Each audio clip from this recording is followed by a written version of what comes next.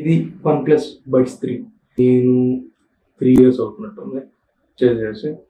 ఇది చూసారా ఎలా ఉందో, కింద పడిందో కిందకి.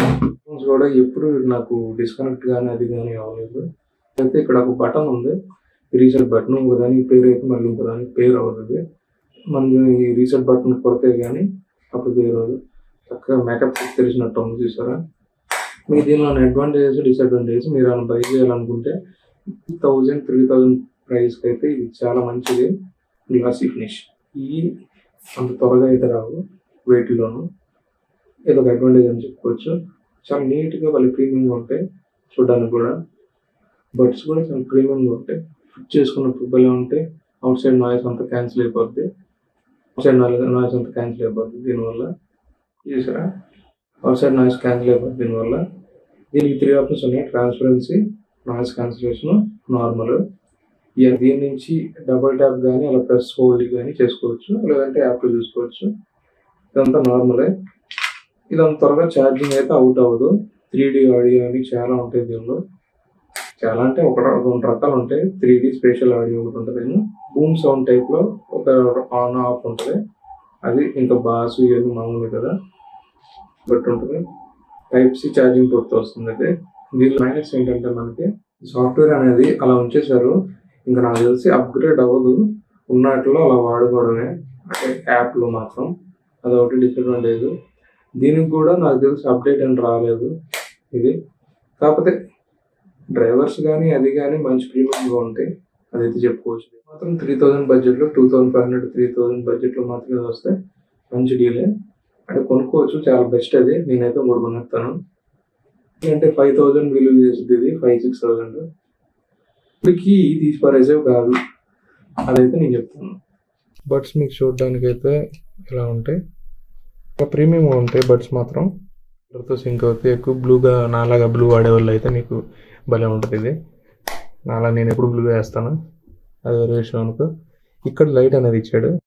OnePlus అని చూసారు కదా, చాలాసార్లు పడింది, ఒక 25 సార్లు 30 సార్లు పడింది. ఇది పడినప్పుడు ఇవి కూడా వచ్చేసినాయి. కాకపోతే నాకేంటంటే ఈ హింజ్ అనేది ఓడలేదు. ఈ హింజ్ ఉంటే నాకు గుల తీరిపోయేది. ఈ హింజ్ వల్లే ఓపెన్ చేసినప్పుడు కనెక్ట్ అవ్వడం లేదా డిస్కనెక్ట్ అవ్వడం చేసేది. ఈ బటన్ చూసారా, టిక్ టిక్ అని నొక్కితే గట్టిగా పట్టుకొని నొక్కి ఉంచితే ఇప్పుడు కొత్త డివైస్ ఏమైనా కనెక్ట్ అవ్వాలంటే ఇది పట్టుకొని ఉంచాలి. అప్పుడు కానీ దానికి ఇది షో చేయదంటే చూపించదు. ఇయర్ ఫోన్స్లో డిసడ్వాంటేజ్ నాకు ఏమనిపించిందంటే, ఎక్కువగానే చెవులు బాగా మూతపడిపోయినట్టుంటాయి, అసలు ఎయిర్ కూడా వెళ్ళదు. అదొకటి చూసుకోవాలి మనం. బాగా అంటే మరీ క్లోజ్ అయిపోయినట్టు ఉంటుంది ఎయిర్లోకి, అంటే హ్యాండ్లోకి చెవుల్లోకి ఎయిర్ అసలు వెళ్ళదు, మొత్తం క్యాన్సిల్ అయిపోద్ది. బండి మీద మాత్రం బాగా పనిచేస్తాయి నాయిస్ క్యాన్సిలేషన్. బయట సౌండ్ ఏమి వినపడదు. ఎక్కువసేపు సౌండ్ పెట్టుకుని ఉన్నాం, ఇయర్స్కి మంచిది కాదు. యాప్ చూసారు కదా, దీనిలో ఇక్కడ ట్రాన్స్పరెన్సీ ఏమంటుంది, dual connection set due to time అని చెప్పుకుంటుంది.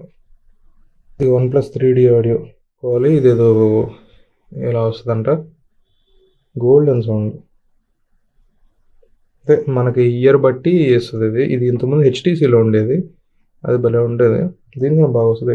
HTC యూసానిక్ ఇయర్ ఫోన్స్ అయ్యి, ఇయర్బడ్ కంట్రోల్స్ అబౌట్ ఇంతే. దీని వర్షన్ ఇప్పుడు మారలే, 116.70. దీనికి ఇంకా అప్డేట్ రాలేదు ఏంటో మరి. ఇయర్ ఫోన్స్ కూడా ఇంతే. మోర్ సెట్టింగ్స్లోకి వెళ్తే ఏముంటాయి, ఫైండ్ మై ఇయర్ బడ్స్. ఇది భలే ఉంటుంది, find my ear buds. Sound వినపడుతుందా,